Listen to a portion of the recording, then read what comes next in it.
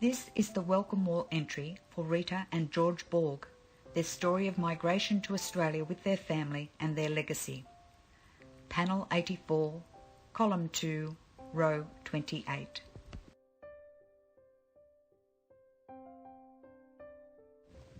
George Borg was born on the 14th of October 1920. He was the third child of 7 to Emmanuel and Josephine Borg in Victoria, Gozo, Malta. He was the son of a fisherman. He had no formal education and was sent out to work from a very young age to support the education of his younger siblings.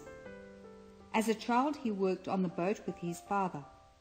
As a young man, he was able to secure a job as a concreter with the local government, eventually rising to leading hand of a concreting gang. Rita Grimer was born on the 20th of May 1932. She was the fourth child of 8 to Louis and Frances Grimer in San Lorenzo, Gozo, Malta. They lived a simple life in the small village, bringing up their children by way of farming, with Louis adding to their income with house painting. The children received their education at the local government school.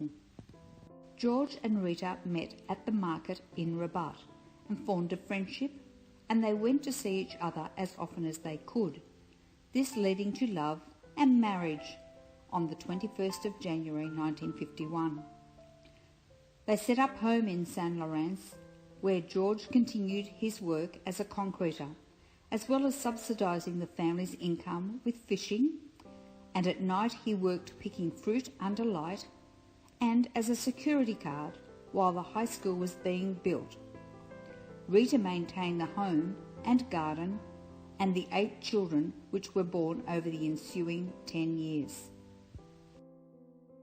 All the children received an education, but with very little job opportunity on the tiny island. Both George and Rita knew that if their brood were to succeed, the family had to leave their beloved home in San Lorenzo and venture out into the world. The decision was made to emigrate to Australia in 1964. Rita already had 3 brothers and 1 sister, and George had 1 sister emigrate there earlier. So sad as it was to leave their family and friends, they at least had some family to help them in their assimilation. Fortunately, English was taught at school in Malta, so the elder children had a head start. But George and Rita had a very little command of the English language, which was going to make the move even harder for them.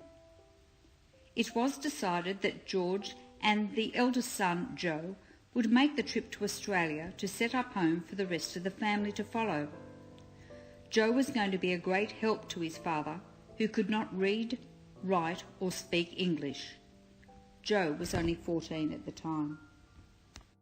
George and Joe boarded the Achille Lauro in Valletta, Malta on the 5th of December 1964. They arrived in Fremantle, Western Australia on the 26th of December 1964. They reboarded the ship and travelled on to Melbourne to spend some time with George's sister Manani, and then on to Sydney, where Rita's 2 brothers Victor and Charlie and her sister Benna and their families were waiting to greet them. George and Joe initially lived with Rita's brother Victor. A short time after, George found modest accommodation in Greystanes, New South Wales, a house which was shared with 2 other families. The 10 of them were to live in what was once the balcony of a house. The balcony had been closed in with a small kitchenette placed at one end, a sheet to divide the space from 1 room into 2, no shower, no bath. A hard beginning in the new country, but it was a start. Rita, together with the other 7 children, boarded an Alitalia flight and arrived in Sydney on the 22nd of June 1965 to reunite with their family. George quickly gained employment as a machine operator at ARC Engineering.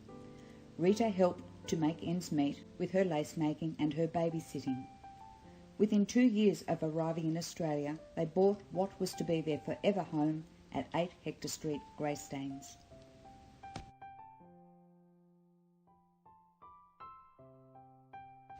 The ninth and last child to Rita and George was Margaret, born on the 13th of November 1971, the first Australian citizen of the family, the first of a long, long line to come. All 9 children went to work at a young age when work could be found for them. Mary and Frances worked with Mrs. Schembri, cleaning the school before they themselves went to school. Frances later worked in the local fruit shop and Margaret worked in the local supermarket. The 6 boys, Joe, Bill, Lawrence, Tony, Louis and Andrew, worked weekends and school holidays at Liberty Box Company and then United Box Company. Money earned from these jobs went into the family coffers to make ends meet. They lived a modest life, Rita saving as much as she could to pay the house off. She was frugal, always looking for the best and cheapest options to feed her family. On Wednesday afternoons after school, 2 of the older children, and they took it in turns, would board a bus with a granny shopping trolley, go down to the fruit shop in Marylands, and have it filled with all the fruits and vegetables nobody else wanted to buy. When it was brought home, Rita would go through the bag and salvage what she could out of it.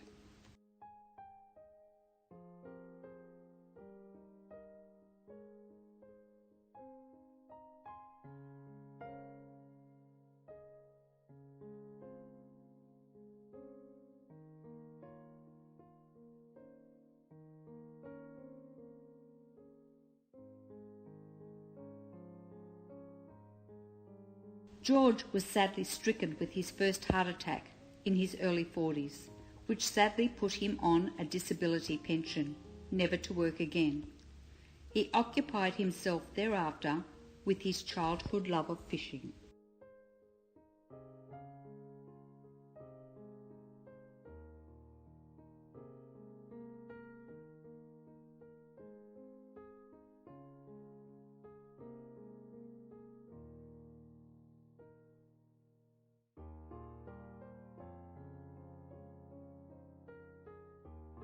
The children all received a good Catholic upbringing and education at Our Lady Queen of Peace Greystanes, St Simon's Dock, Serdon College and Maris Brothers.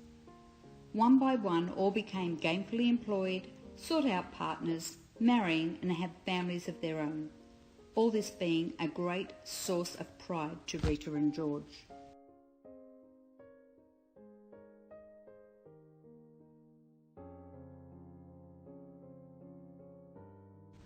George had several heart attacks over the years and succumbed to one final one while out on his daily walk on the 3rd of January 1990, 69 years old. He sadly never made a trip back to Malta, and he left Rita a relatively young widow at 57.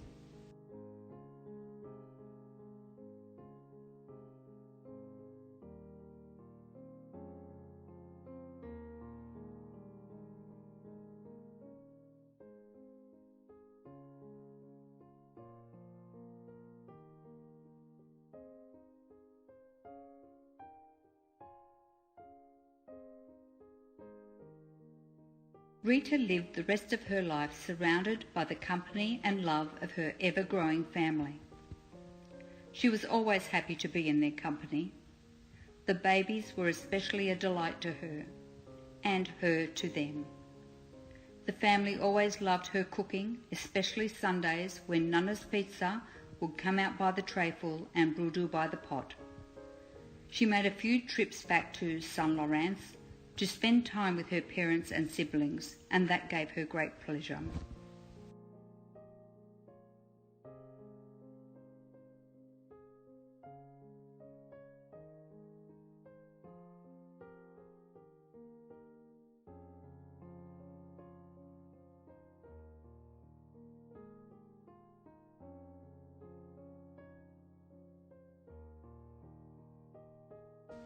Rita could tell many stories of the days back in the homeland and the struggles the family met with, but always with no regrets, lots of wisdom and always with love.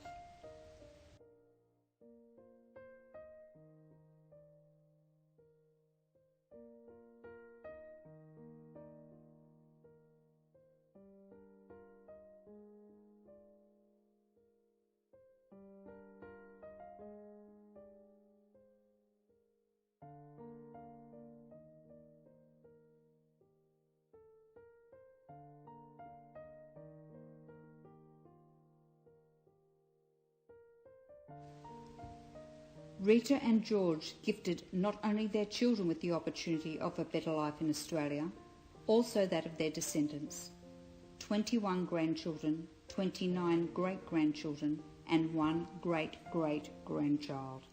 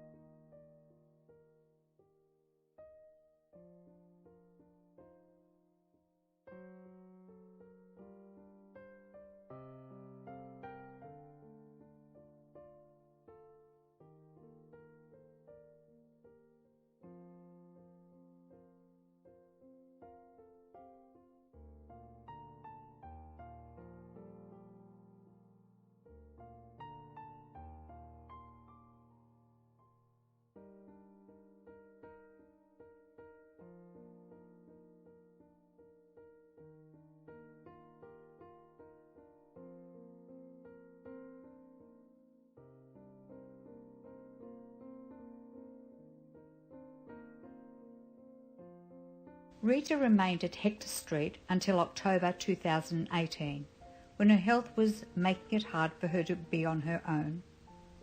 She moved into Our Lady of Constellation, Rooty Hill.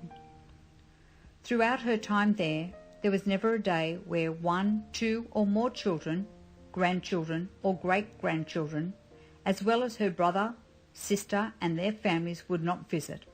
She was truly loved. Sadly, we lost her on the 31st of October 2019. She was 87.